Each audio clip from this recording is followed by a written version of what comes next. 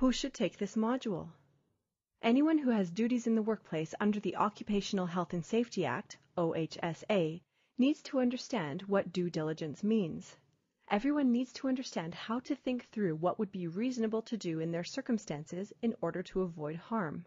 This isn't the first module you should take. You should first understand what your duties are under the OHSA.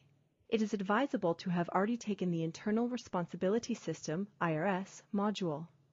If you are a supervisor, for example, you should take this module after you've completed the Supervisor's Responsibilities module. What you should know already if you are a supervisor: the legal definitions of worker, supervisor, employer, workplace, the duties in Section 27, the Supervisor Duties section in the OHSA, the difference between a regulation-dependent duty and a regulation-independent duty, the importance of a general duty clause. This training module is about due diligence, which is one of our key concepts in health and safety law. Due diligence is taking every precaution reasonable in the circumstances to avoid harm in the workplace. In this module, we're going to be looking at some of the myths about due diligence, what due diligence is said to mean by some people, what its true meaning is. We'll go over those myths and essentially debunk them.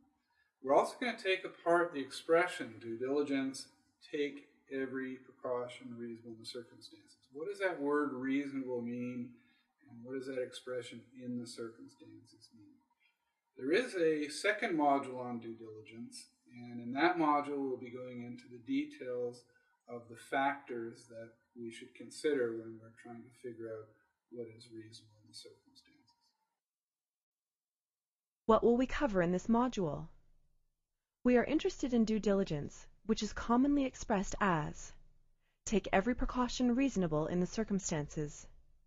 In this module, we will examine what each of the words in the due diligence phrase means, the several ways the concept of due diligence is used, the relationship between due diligence and the Internal Responsibility System, IRS, why you, whoever you are, need to know about the due diligence of others, the many myths about due diligence that can cause confusion, the many factors that affect due diligence, the most important of which are who you are, risk, what you know, what you should know. In later modules, we will focus on due diligence specifically for the supervisor, the employer, the frontline worker, etc. Why do you need to know what due diligence means? If you're working, you almost certainly have legal responsibilities under the OHSA. The Internal Responsibility System, IRS, the basis of the OHSA, was discussed in a previous module. You can know you are personally responsible for health and safety in the workplace, and you can read what your duties are in the OHSA, but you won't necessarily know how far to go with your responsibilities. IRS, who's responsible? Due diligence, how far to go? The Internal Responsibility System, IRS, means that everyone in the workplace, frontline worker to president, does health and safety as part of the job. Due diligence means that you have to do everything reasonable to comply with your duties. The IRS and due diligence go together like hand and glove. OHS due diligence is not like due diligence under other acts, such as environmental statutes. Because of the IRS and the many important duties for individuals in the OHSA, we need to think about the due diligence activities that fit with a person's role. In environmental law, most discussion about due diligence is focused on the company. That's just the starting point for OHS law.